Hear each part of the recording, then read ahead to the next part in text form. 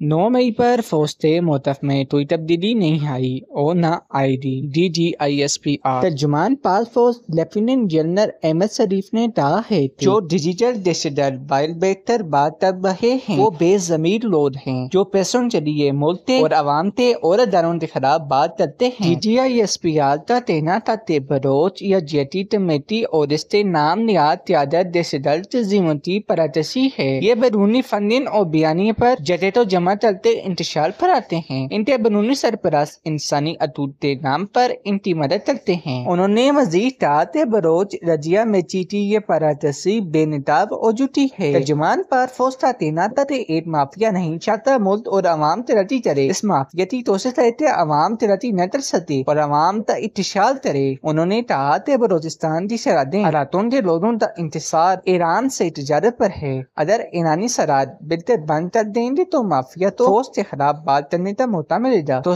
है ईरान से पेट्रोल की स्मगलिंग जितना मुमकिन हो कम की जाए। DGISPR लेफ्टिनेंट जनरल अहमद शरीफ ने कहा कि में पायदारी अमन के लिए मसला कश्मीर का हल जरूरी है। उनका तैनात था कि मकबूजा कश्मीर में भारत के गैर कानूनी इक़दामात हित अमन के लिए खतरा है। अफवाज पाकिस्तान आते खुदरदियत की जदोजहद कश्मीरियों के साथ है। उन्होंने कहा कि अस्सी पैस्तानफस में अफवाज के ज़ेरे इंतजाम मास्ती फराह और बहुत के इक़दामात का जायजा लिया जाएगा। गुज़श्ता 15 दिनों में ऑपरेशन के दौरान 24 दहशतगर्द अरातिये गए हैं। DGISPR का तैनात थे हुकूमत पाकिस्तान ने 2 दहशतगर्द तंजीमों पर पाबंदी लगाई है। अदम TTP तो फितना अल खर्ज के नाम से नोटिफाई कर दिया गया है। लेफ्टिनेंट जनरल अहमद शरीफ ने कहा कि अफवाज पाकिस्तान की तवज्जो पख्तूनख्वा के जमशुदा कबायली अज़रा और बलोचिस्तान के मुतसला अरातों पर है जहाँ बहुत से मनसूबों पर मकामी और गैर मुल्की कंपनियां काम कर रही